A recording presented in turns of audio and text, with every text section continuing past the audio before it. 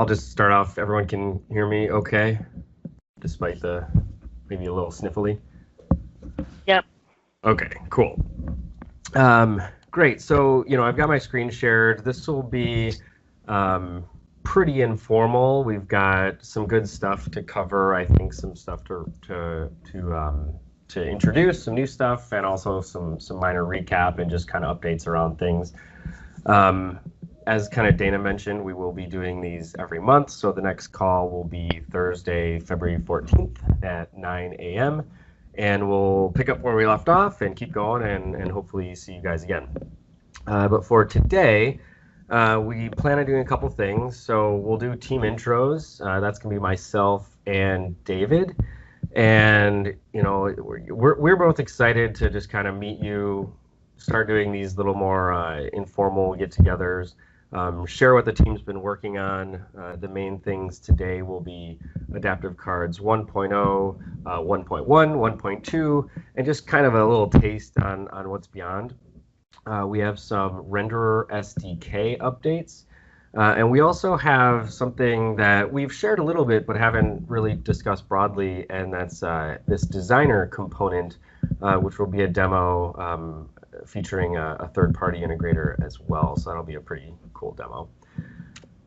So again, I'm Matt Heidinger. You can find me on Twitter at Matt Heidinger. I am a program manager, pretty much focused 100%, or I am focused 100% on adaptive cards, and David as well. Do you want to do a quick intro? Yeah, program manager as well. Almost entirely focused on adaptive cards as well, but I've been working on the Outlook actionable message feature that uses adaptive cards in the last year or 2 years, for that matter. And if there are questions about actionable messages during this talk, please let us know. I had a demo ready. We were not sure that we were gonna, show it. If there is interest, let us know in the chat window, and we'll do it. Yeah, that's a great point. Please do, send questions as you see them in the chat window.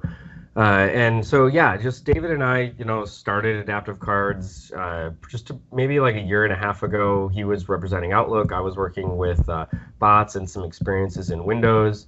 And, it's kind of a quick summary on why did we even start building this thing, and a tiny bit of background. So Adaptive Cards 1.0 released in March of last year, of 2018.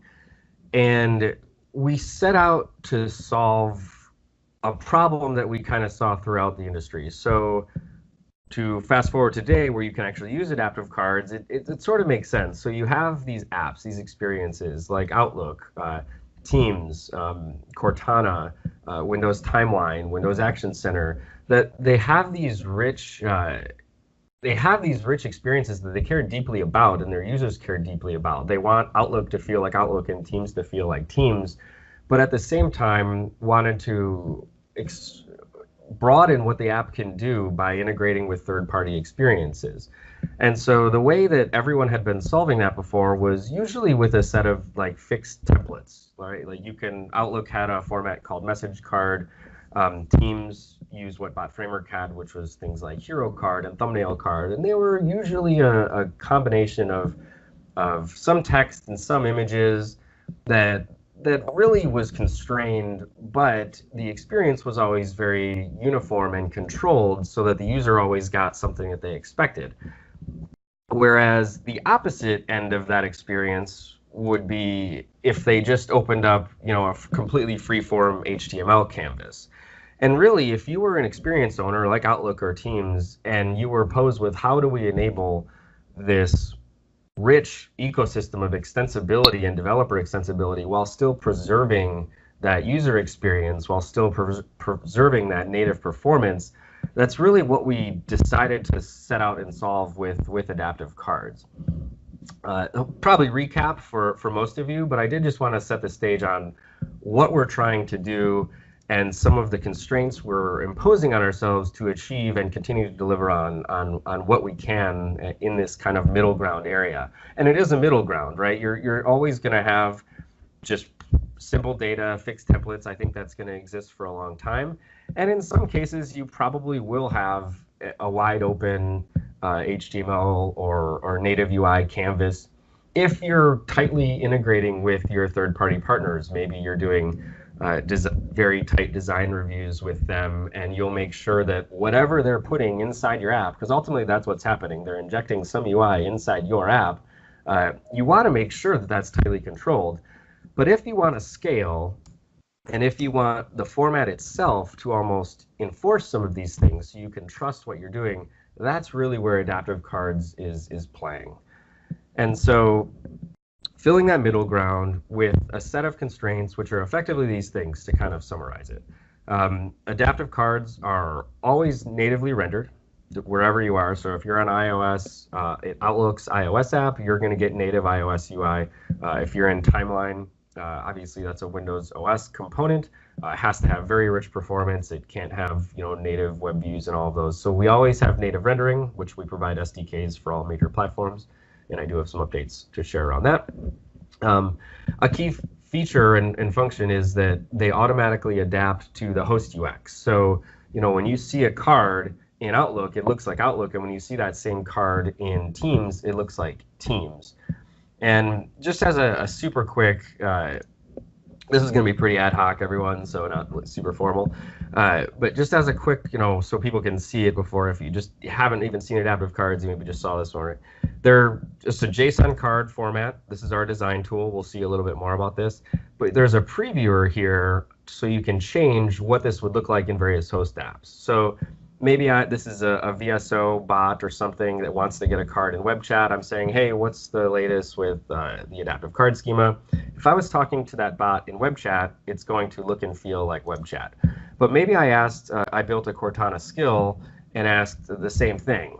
Well, that same adaptive card inside Cortana is going to look and feel exactly like this. It's completely changed its appearance. The buttons are now full width. It's obviously completely inverted its color scheme, but it looks and feels exactly like the Cortana experience around it. And if I were in Teams, say even light mode or dark mode, you can see the card hasn't changed. The content to a user, I'm still getting the same content. I can clearly reason over this content.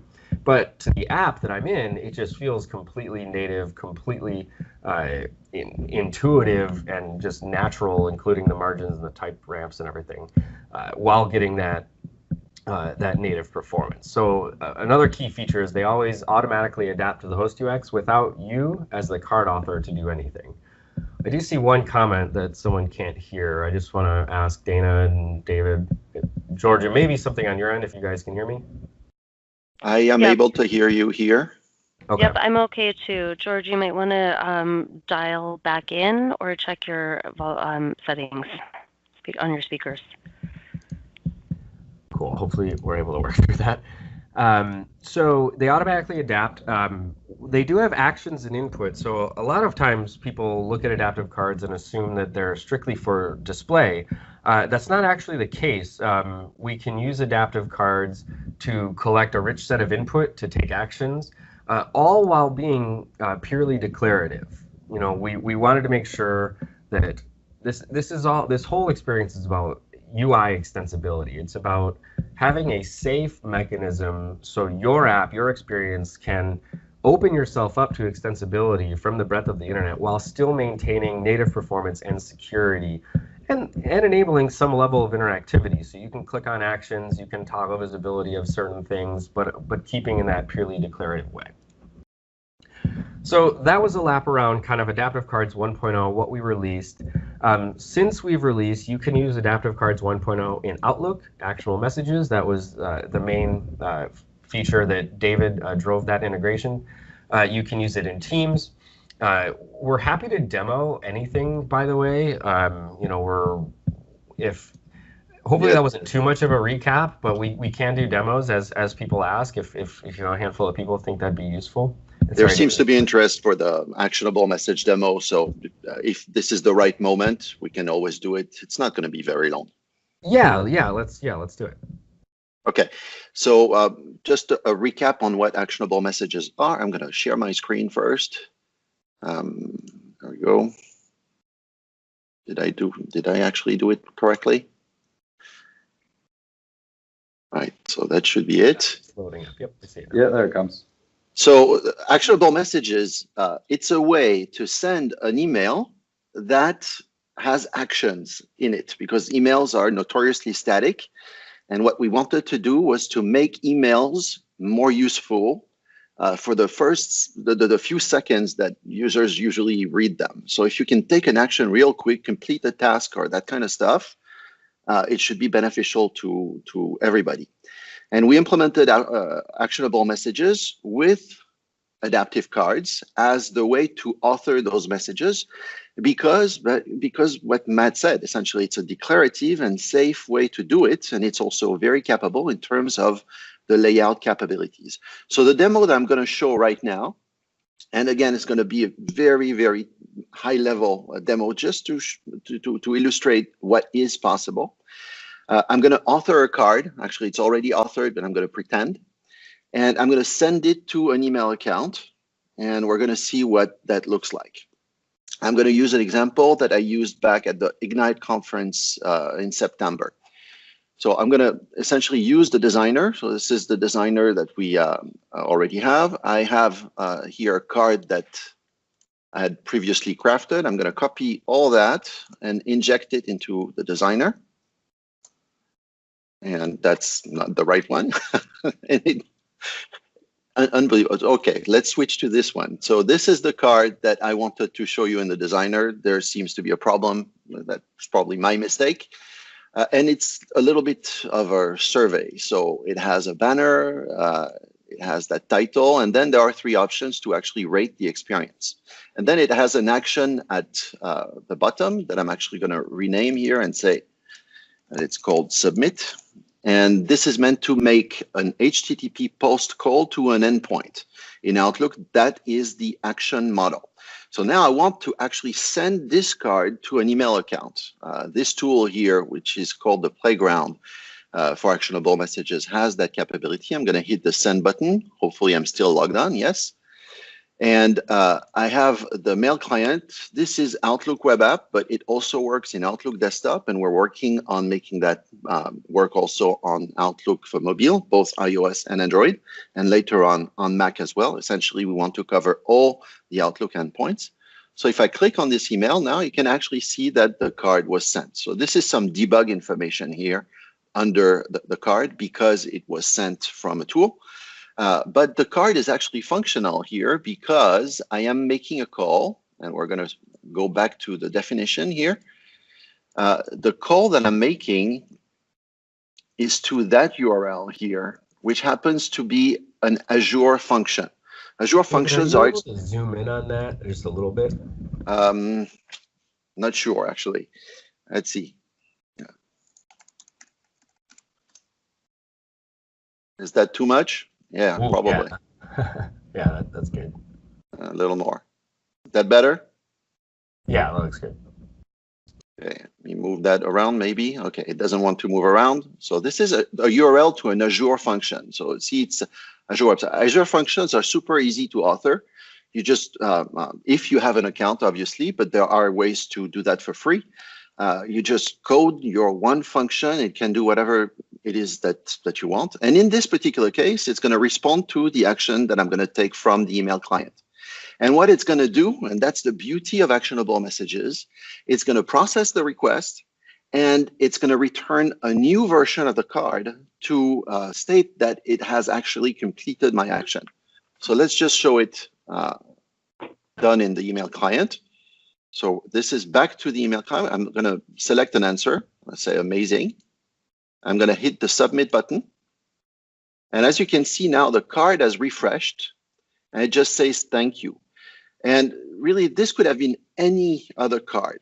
It could have added more actions. It could have added additional fields, images, or whatnot. Here, I went for an extremely simple example. But this is the kind of experience that you can expect from an actionable message in Outlook. And that is all done thanks to adaptive cards. And so that's for the demo. I'm happy to answer additional questions if there are any, but I don't want to derail Matt's presentation at this point. So let me know if you want to know more. We're here to answer questions at the end anyway. Awesome. Yeah, I mean, so that's super helpful. I mean, it demonstrates we can do these asynchronous things, we can collect input, we can communicate with services, but all in, this declarative way, which is both safe and pretty powerful. I just think it's a pretty neat space to be in, as well as someone answered or asked the question if we can call MS flows, and so I will be showing that a little later in this call, so stick around to that as well. So hopefully that was a quick lap around actual messages. We're trying to skirt the difference between people who don't know at all on how adaptive cards are, but also getting to some of the meat and potatoes of what we have to share with updates. So changing gears really quickly, adaptive cards has always had a slight challenge on when we give presentations and who we talk to, because there's really two types of audiences that are interested in adaptive cards. Those of you who are integrating with platforms like Outlook and Teams and Microsoft Flow, and you're just authoring cards, well, you care about what can cards do? How do I send them? How does that work? What is the schema? The other side of it is maybe you are building your own platform. Maybe you are building something like Teams, or maybe you have this experience or platform that you want to enable this extensibility and think adaptive cards might be a good fit. Well, in our parlance, we call those hosts. And I want to kind of describe the flow between how does that card, that JSON, how does it ultimately get rendered in an app like Outlook or Teams? And it's pretty straightforward. So first you take, this card payload, and it came from wherever. We have a very blurry picture of a cloud there. Ultimately, this JSON was crafted by some card author. That's the adaptive card. And there's a separate JSON file we call the adaptive host config that the host owns. And this is things like, what are the font sizes you support? What are the general borders and margins and paddings?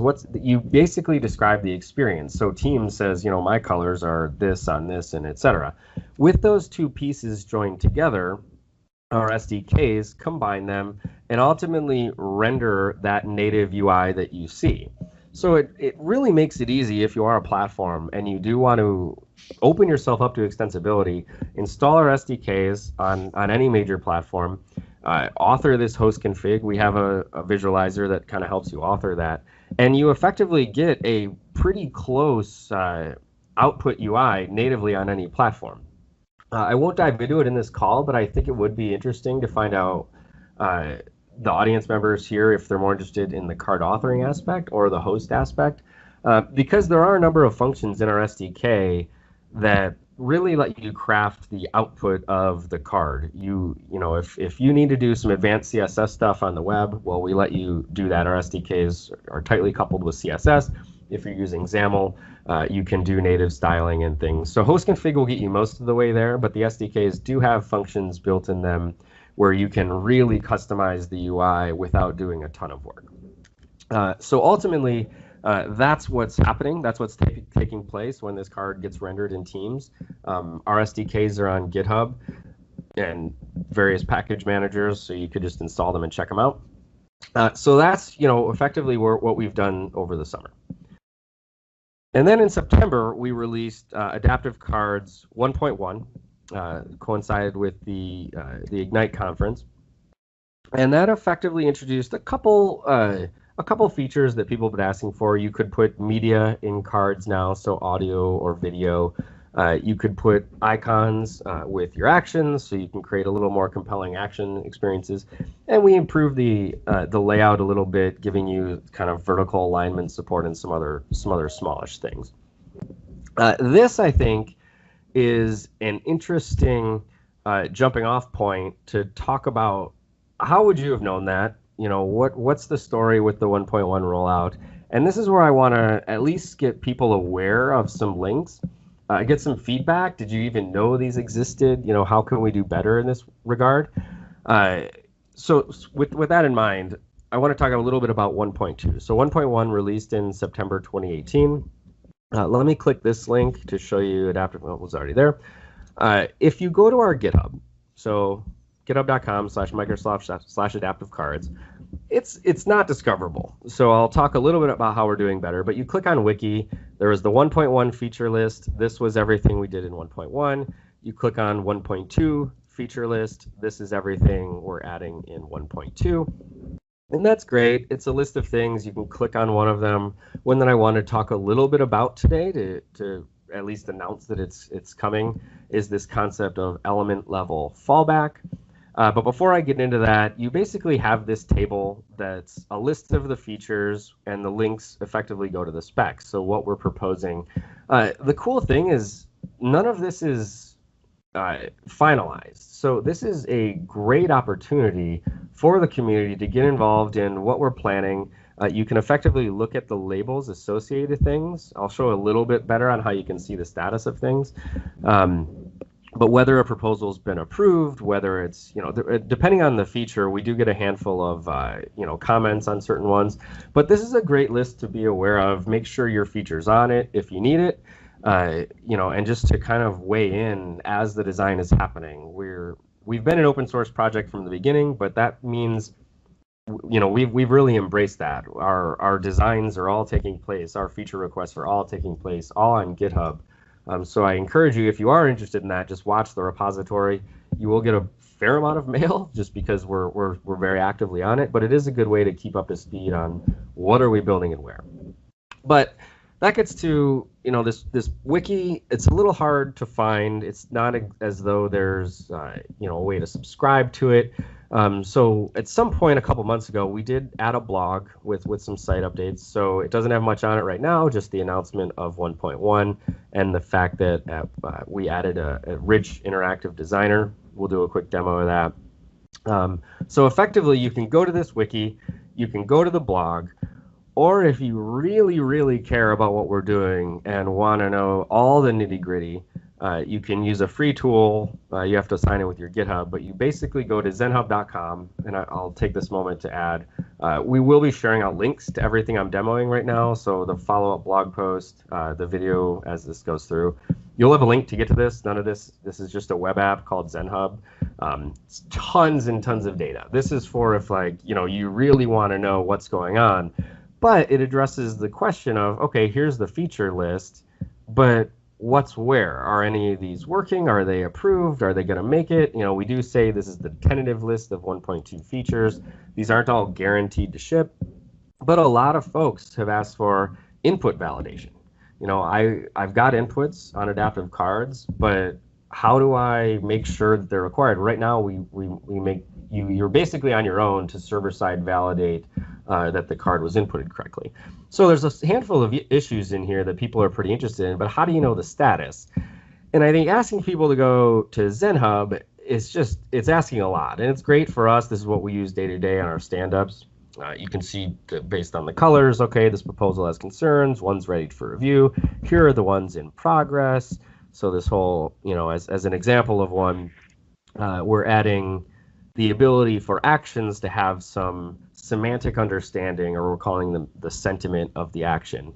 And so once that loads up, you can kind of see, okay, we're adding this property on actions called sentiment, and the default ones are going to be things like default, positive, or destructive. And what this will add is the ability for an action to have a little bit more than just a flat set of actions. And if I click on this solve request, I'll give you another quick idea of what this is about. Typically you'll see on a card, you've got a default button, or maybe a button is in red because it's going to do something destructive. Well, right now in adaptive cards, there's just no way to add that metadata to your actions. So this is an example of one of the features called, action sentiment. You can click on it, learn about the specs, see what the status is. But we just thought maybe there's like a middle ground between this kind of flat list and then jumping all the way into ZenHub.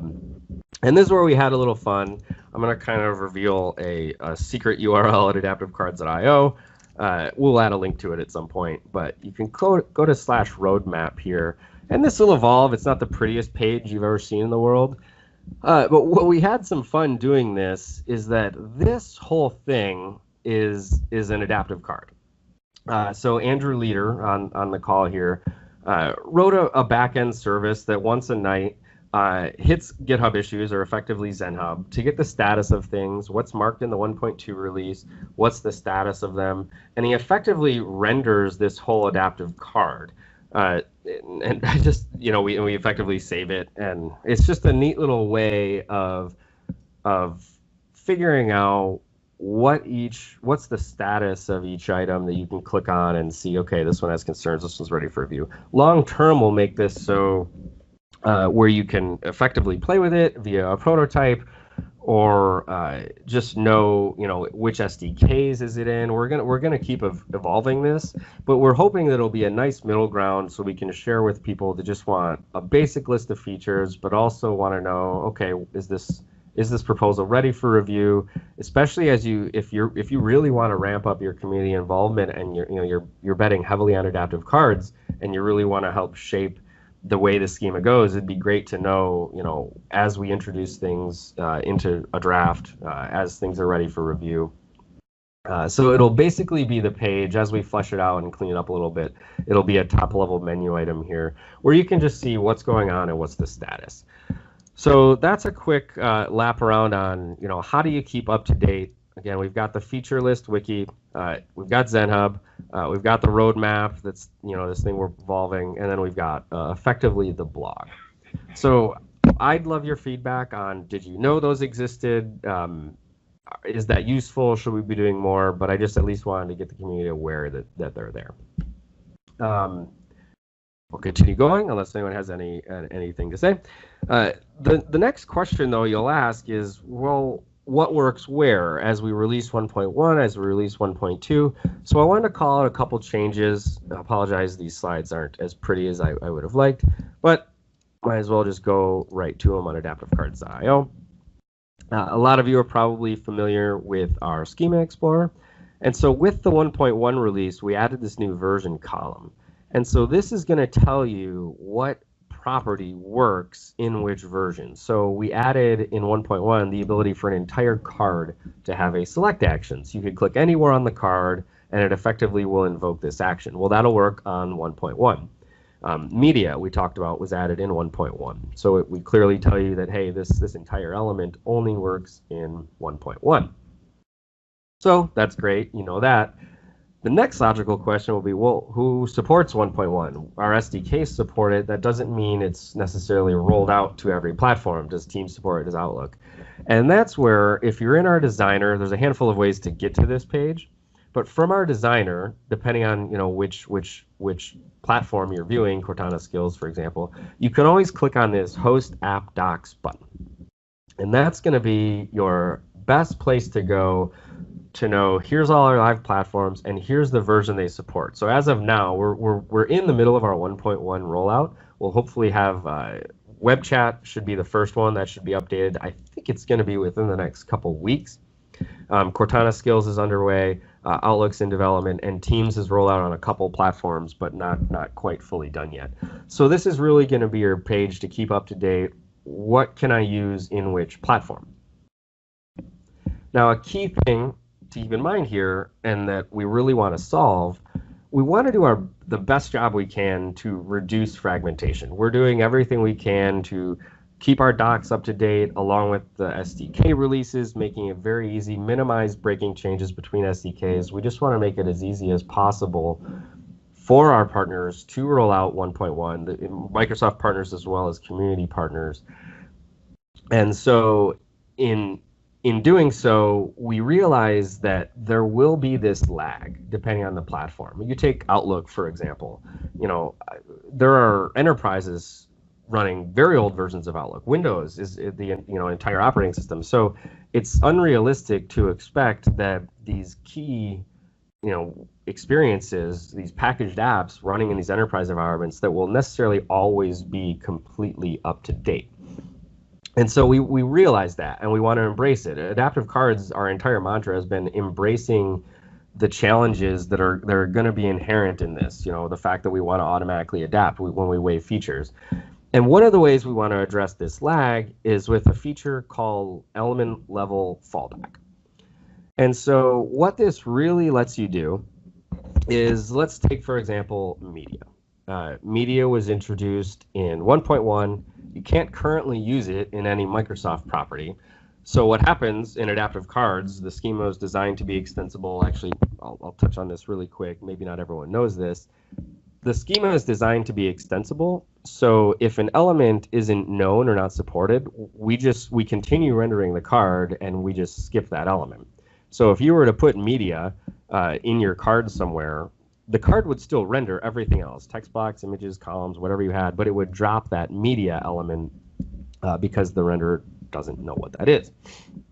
In the future, though, we want to give card authors the ability to respond to that.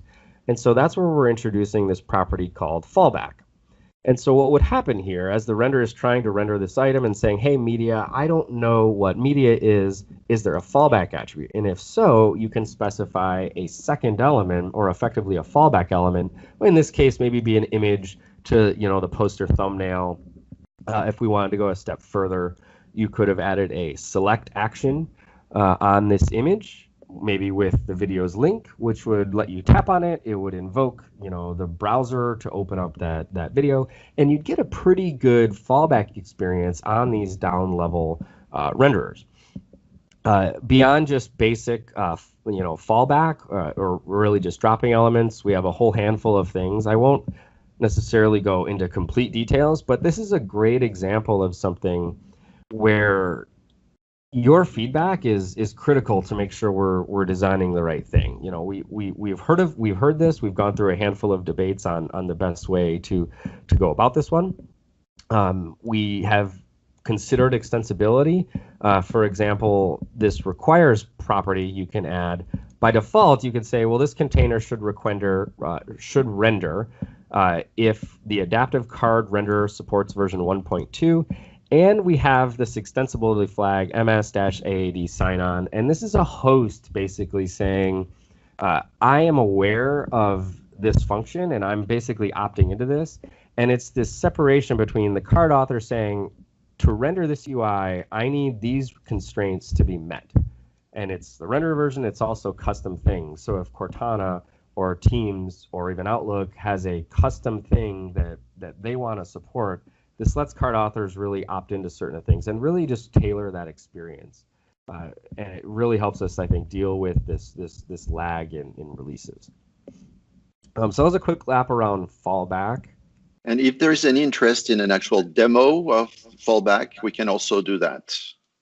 Yeah, I think that'd be pretty cool too.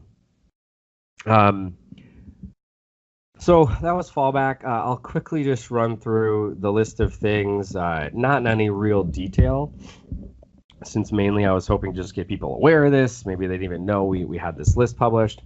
So here's a couple of things we're planning in the next release. If you're a host, we really don't have a lot of telemetry APIs in our SDKs. So, if there's media in a card, did the user click on it or not? You can hand roll your own and really tap into the UI element and write your own telemetry, but we really want to add a telemetry interface on the SDKs so people, and hosts especially, can learn what types of cards are people sending, what's in them, how are users interacting with them. We have a whole handful of accessibility improvements across the board. These are pretty important. There's a lot of details in here, some simple, some minor. From the SDK itself being much more accessible, but also introducing some things at the schema level so the card author can provide some accessibility hints as well in the schema. We want to add an indeterminate progress bar so that if there's an operation taking place, you can put that in your card. Enhancing background images, just allowing them to be full bleed in certain things. These are just kind of minor improvements to the existing rendering functionality. A new action called action toggle visibility. This adds a little bit more declarative interaction in your card. You can do some pretty cool, maybe expand collapse things, some show more, or really you can do a lot of powerful things with toggle visibility. Encourage you to take a look at how we're evolving that spec. More container styles. This is effectively, we've got a lot of ways you can color text, from good, warning, accent, etc. We're applying that same thing to containers, so you can have a red background, or these giving you more power in the colors you can put in your cards, while again making sure that it always adapts properly to the host. That's a key thing.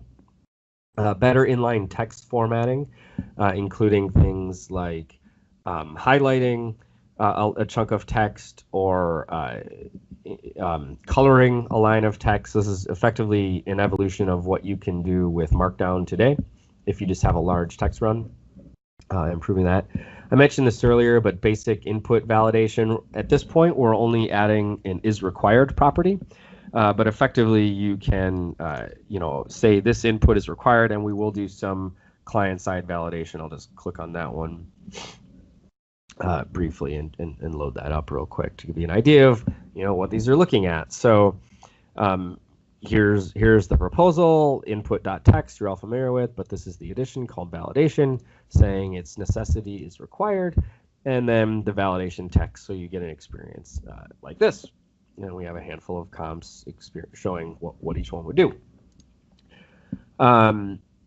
This is a neat one for something. So the ability to base64 encode images into a URI. This is effectively called data URIs.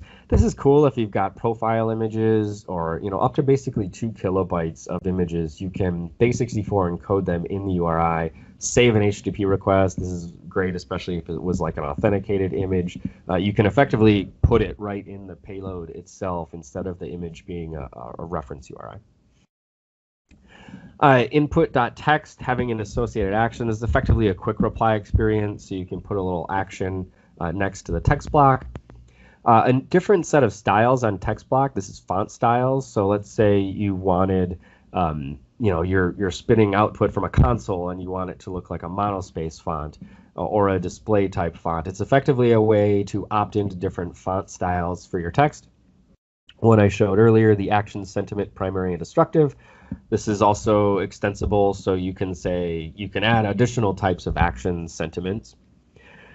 This is the ability to place actions anywhere in your card, so that's what we call an action set element. Right now, you can only effectively have cards, actions at the bottom of your card, or you can work around it by using columns or images with a select action.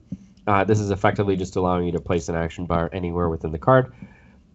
And then a kind of neat one, this gets more to advanced layout, I'll just click on it real quick, is this whole stretch and repeat of background images. So you can create some pretty compelling experiences using, almost like an old school kind of image spacer, and effectively it'll repeat to let you create some kind of neat experiences like this. Again, just kind of improving on some of the layout things to increase the expressiveness of a card.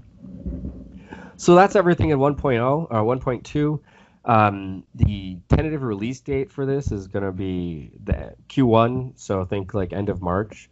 We'll roll it out in SDKs. Hopefully by that time we'll have had some success rolling out 1.1 into products. But please give us feedback on this. Again, not everything here is guaranteed to ship, but this is our kind of laundry list of things going through 1.2. A couple SDK updates.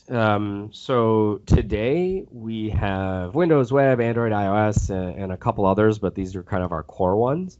A partner team, I don't have the info to share. I can show at least the GitHub repo we have for this. A team in Germany ended up writing a Flutter renderer. I've got the version on my phone, but I didn't have time to set up screen sharing for it, unfortunately. But effectively, Flutter is it's effectively Google's version of Xamarin. It's a cross-platform app framework, and they ended up writing. They went to our docs, which talks about how do you implement a renderer. We basically it's a specification that talks about, well, how would you implement one? And they effectively implemented one in Flutter, reach out to us. And our goal, and they do plan on maintaining it, our hope is to roll this into the official repository, maintain it with the community, set up builds, packaging, set up all the infrastructure around it, but effectively we'll have kind of official Flutter support for folks who need that. And React Native has been a key one. I will point to, again, this is mainly just to make people aware of things. We currently have two. We have an interesting challenge, and this is the beauty and the challenge, I guess, of open source. A community member sent a pull request, maybe they're on this call right now, sent this pull request that's been updated pretty heavily as effectively a React Native implementation. At the same time, we also had a Microsoft team working on a React Native. Where is it? No, I can't remember exactly where it is.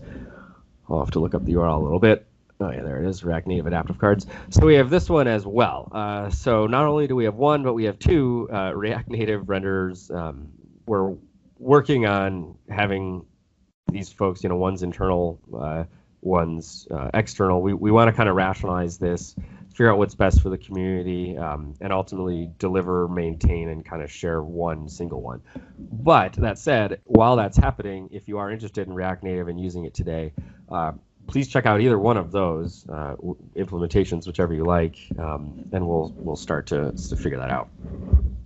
There have been some requests for additional renderers. I don't have anything to share on Xamarin, for example, is actively in development. We have a PR that gets updated. We've just been working on setting up the infrastructure around it. Again, builds, packaging, all the things that we want to have done before we say we officially support a renderer. The code is done. It's just getting up the infrastructure around it. So hopefully by next month, I will have more to share on Xamarin for folks who are interested in that. Okay, that's SDK updates. Now, let's have a little fun, change gears a little bit, and talk about something that not everyone is aware. So hopefully, most of you on this call, if you've used Adaptive Cards, you've seen Adaptive Cards.io, you've clicked on Designer, you've seen what it can do. While we were doing that and releasing it, we kicked off a pretty big effort, primarily driven by David here, to refactor this designer such that anyone can use it, host it. Adaptive Cards, our mission is just to make it, we believe in open extensibility, safe open extensibility, and that includes lowering the barrier of entry across the board to using Adaptive Cards. That means our tooling should also be as integrated as a part of our product and a thing that we deliver as everything. So we kicked off a major effort to release this package here that I apparently updated last night. The Adaptive Cards Designer, you can find it on NPM. You can install it via either a CDN script reference, which we host, or just install it using Node and Webpack. We've got documentation across the board on how to do that. But before I get into any kind of code or whatever, I want to show what that looked like with a partner of ours. Joe is on the call, a partner called AtBot, and we found them at Ignite, or they found us at Ignite, and it was one of the quickest turnarounds I've really seen between, hey, that's cool, you guys have a designer, we want to integrate it into our experience, and it was within days that we ultimately were able to have something up and running. So let me show what that looks like. So I've got my logged into Teams here. Here I am talking to an AtBot in my private team, and this is effectively, something we hope to even do in the future is have a survey after these calls. Maybe we'll even get to use AtBot for it. But the hope is that after you guys are done with this call, we'd love to know, what was your favorite part? Did you enjoy meeting the team and hearing me deal with my sniffling and coughing in the background? Did you like the AtBot demo, new renders, 1.2 features, or the drag and drop designer? And did you have any suggestions? I like tacos. And you can submit feedback. The bot is processing it. Said, hey, I'm glad your favorite part of the call was the drag and drop designer. And then we'll be sure to discuss tacos on the next Adaptive Card community call. So that's the user experience. It's effectively a survey bot. But I want to talk about how it was built. I'll do my best to describe it. I will admit I'm not a complete expert on how this all is put together. But once it was set up, it was incredibly easy for me to modify, and I think that's saying a fair bit. So effectively what AtBot offers is, and you can go to atbot.io to learn more, but they effectively offer a no-code way of automating bot processes. So they integrate tightly with various Microsoft products, be it Microsoft Flow, adaptive cards, obviously the bot framework, Lewis for language understanding. And so the way this was all put together is, and someone asked earlier on Microsoft Flow, so I want to show this a little bit.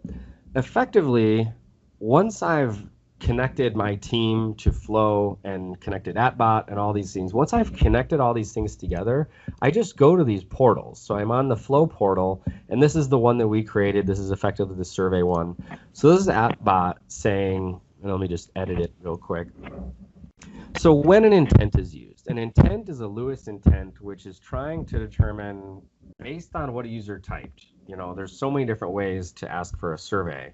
The user could type, I'm done with the call, or, I'd like to submit my responses. And you use Lewis to train all these different phrases that I might type, which ultimately are one intention. And that's, I want to submit the survey. So this is a really simple version. Anytime we see the keyword survey, that's what's going to trigger this flow. That's why when you saw me type survey, the bot said, awesome, you attended the call, and continued on. So what happens once that intent is triggered? Well, next it's going to send a reply. There you see that text right there. Awesome, you attended the call.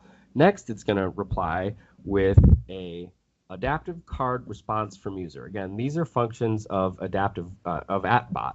Once you're in Flow, there's a whole bunch of connectors you can add in Flow, but once you've added AtBot, all of these things come into play for you. I can click on add a step. If I wanted to modify this, I could add an action, and you would see here's all these connectors. But if I wanted an AtBot one, I search for AtBot, and you can see I can do all of these features that effectively AtBot lets me build this orchestration and do these powerful things without writing any line of code. And so what I'm saying here is, okay, they've set the survey, cool, I'm going to respond with that text, and then I'm going to respond with an adaptive card. And here I've got one called Community Call Survey. Well, that's where we're going to do, where did that card come from? And for that, you go into AtBot's admin portal, which is right here, and I've logged into it. And under AI integrations, you'll see adaptive card templates. I personally love the user friendliness. I mean, this is my first time honestly in here playing with it, was yesterday, and was able to build all this. They've got a great tutorial video. It's very easy to just really get started with this, so I certainly encourage people to check it out. It was pretty intuitive for me. But what's happened here, we've got one form called the Community Call Survey. That's the template. If I were building a bot, the amount of cards is up to you. You make a card, you say, what's it going to look like? So I've got this one called the call survey. It's a form, which means I'm planning on collecting data from the user. And here it is. Here's a preview of that card, exactly as we saw in Teams. But this is the neat part. This is what they were able to use our SDK to click on Open Card Editor. And what that's going to do is open up this pop-up, which this is the exact adaptive card designer you'd seen before. I've got everything here. You can see I can edit text, I can modify my choice set, I can add, remove fields. The key important piece for these inputs is that they have an ID, and the ID is what is then used to pass along. So for example, this is the ID of suggestions. These IDs are important for then later on retrieving the response the user typed out of that form. So it's really neat, I think, on just how composable this stuff can be and how interactive it can be while still remaining fully declarative. So if I were to change this, seriously, thanks for joining the call, everyone. I can click Save Card Editor, says success. Now I can see the updated version here. I can update this card template. That says success. Now as quickly as that, I can go back to Teams, and assuming all went well, it's already completely updated. So as easy as that was, all of my users talking to this bot just got a completely updated card. Obviously didn't do anything super impressive with changing that, but it makes it pretty easy to just save all this stuff in a really neat way. I won't get super into the details on how I retrieve stuff, but effectively that's what's happening. So I can say get adaptive card from user, And then this is where the logic is really happening. So Flow has these things called apply to each. So it's going to loop over that rating. And this is where that rating, that ID that I used is right here. So I can grab those IDs and then use them. And this is where when you see we'll be sure to discuss tacos on the next Adaptive Cards community call. Well, that's this last reply. We'll be sure to discuss suggestions. That was the ID that I put on my card for that input text on the next community call. And it's pretty cool. I mean, you can do some pretty neat orchestrations, really rich adaptive card stuff, all in just these pretty intuitive web portals that, live saving, you can test these things, you can do some pretty neat stuff. So this has opened up a little bit of a world to me. I'm definitely, hopefully going to keep, I know Thomas on the call and David, we've been working more closely with the Flow folks. But it does seem like, this declarative world and adaptive cards certainly fit kind of hand in hand. So that was a lap around AtBot. I do want to share one other experience in Teams. Let me just try and bring this over. Another example, real quick, because it's not unfortunately done yet, but hopefully will be done in the next, soon, because Teams does roll out quite a bit. Teams has this tool called App Studio, and anyone can install it. You just go to the store, go to App Studio, and they really wanted to make it easy to test building a Teams app. So when you build a Teams app, you have this manifest. Well, they wrote a nice manifest editor, so you're not kind of hand editing JSON. If your app sends cards, well, they have this thing called a card editor. And what you're seeing today, I could click on create new card. I could do hero card, thumbnail card, or an adaptive card. And if I do an adaptive card, this is our old school visualizer. This was one of the first things we shipped. It's really just a JSON editor with a live previewer. You don't get that drag drop experience. If I want to edit this text, I'm in here, editing plain JSON, which is fine, to preview things. And a nice thing is I can do send me this card, and so you should see a notification somewhere on my screen. It might come on a different monitor, but if I go to chat and see App Studio sent me a card, it lets me see the card, interact with it. It's just a really cool way to really quickly edit and preview things. But obviously, it makes sense that we would add our designer in here. So that's the next big initiative. They've just started ramping up on it. But so far, it's gone pretty smoothly. They went to NPN, installed the package. They found a couple quirks that we've released in subsequent patches. But ideally, it should be pretty easy for them to completely integrate this designer into their Teams app with very little work. And if anyone is currently, looking to do such a thing, just head to NPM and look for the Adaptive Cards designer. We have decent docs, and they're ramping up a little bit, but it's pretty straightforward. You instantiate a designer, tell us where the assets live. You have to load Monaco, which is Monaco is the JSON editor, but it's pretty straightforward. So please use this and give us feedback on this. This is again under active development. This is all part of, we want the whole ecosystem to feel very native and very, it's beyond just a schema and rendering things. That said, I think that was everything I wanted to get through. We should take some time for some questions. I wasn't sure if there were any. I'm trying to get back to the window. Not sure if there were any that came up. But yeah, I think I'd kind of leave it with that and see if the group has any questions.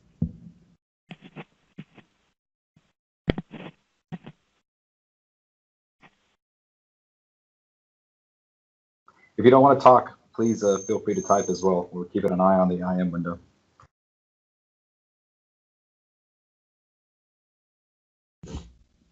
And I guess we also should say that we have a survey we're hoping that people can respond to. It's just a quick 5-minute survey. So before people do drop off, if you don't have any questions, I'll put the link to that survey there. And we'd really appreciate if you could fill this out, and we'll learn a lot of information from it. Yeah, absolutely. And two, if you have any, feedback about the calls that you'd like to see things for the coming months or other things, we definitely are interested in hearing about that too, since we're straight out of the gate with these calls for adaptive cards. So there is a question, do you have documentation on output of actions, submit button information that sends to flow scenarios? Output of actions. Can you... I'm not 100% sure I'm following output. Basically, do you want to unmute and maybe we can have some elaboration on the question? Hi, yes, can you hear me? Yes, I hear you. Yeah, it's just more of a curiosity question. Like, say, when you click that submit button, well, like, where does that information go to, and can it be imported to? I don't know.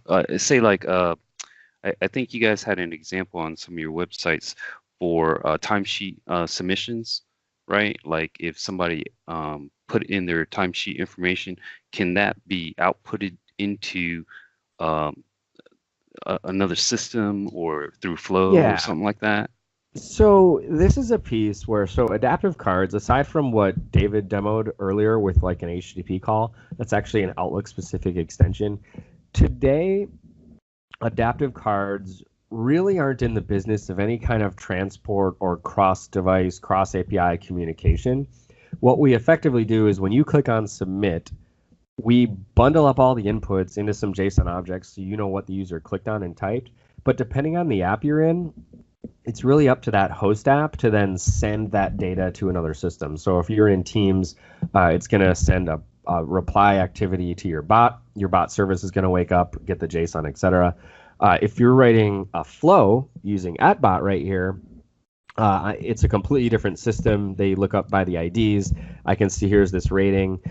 Here I'm sending a reply with this rating object, but I could very easily set up any kind of connector to a SQL database, and I can do any kind of thing. Like right here in Flow, I have access to all of the inputs that they had, and I can do it that way. But that's Flow. That's @bot. If you're in Outlook, it's a different system. There's no standardized way effectively for doing stuff like that. It's all very possible, but it's going to vary depending on the app that you're in. Oh, okay. Okay. We are working on that just to kind of, we have an issue was filed recently, what we're calling universal actions. We understand that adaptive cards, they're usually actionable content, and we aren't doing a great job today because it's difficult. HTTP and HTML grew up together, so HTML has a transport protocol built in, whereas adaptive cards doesn't really have that. You can do an infinite number of things. It's completely open, and people are doing really powerful things. Like that's how, because it's so open and we don't prescribe anything, that's how @bot was able to build this entire flow setup. But we are working on making it so that we can standardize some of that basic actionable stuff. Right. Yeah, those are some of the things that I'm looking at to say, like a vacation request. Somebody submits it through Outlook, it goes to their manager. From there, hopefully, maybe it can be added to a team calendar automatically in some form or fashion. Yeah, I mean, I definitely think if you could do something like that in Flow. I mean, you could also write code. Your bot service, as long as it's auth to the O365 backend, it can definitely create calendar entries. But you can certainly achieve all of that.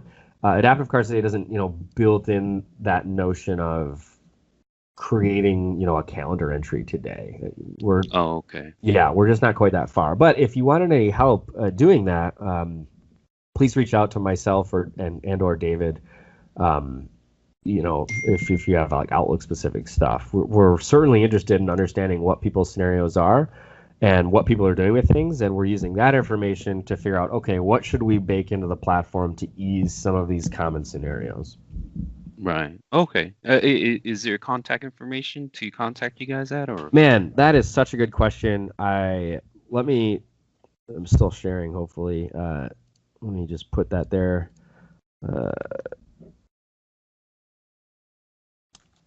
And then, David, do you have a short email? Is it just dclo? A short email? This is taking a while. What's your preferred email address? dclo@Microsoft. All right, there you go on the screen. Appreciate it. Yeah. That's an interesting Microsoft on the one on the right, Matt. It's either the cold medicine or my keyboard or a combination of both. Yeah, so there was a question whether actionable messages would be supported on non-Microsoft platforms. I answered in the chat window, but actionable messages, it's documented. Technically, other platforms can choose to implement support for those. If they were to engage with Microsoft, we'd be happy to help them get it done.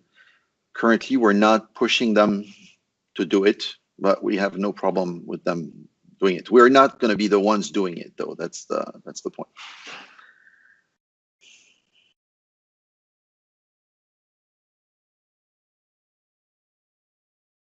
So I guess we're over. Dana, do you any like closing stuff? I mean, please do reach out to us. Find us on Twitter. Find us on mail. Find us on GitHub. That's where we live every day. Any like closing stuff?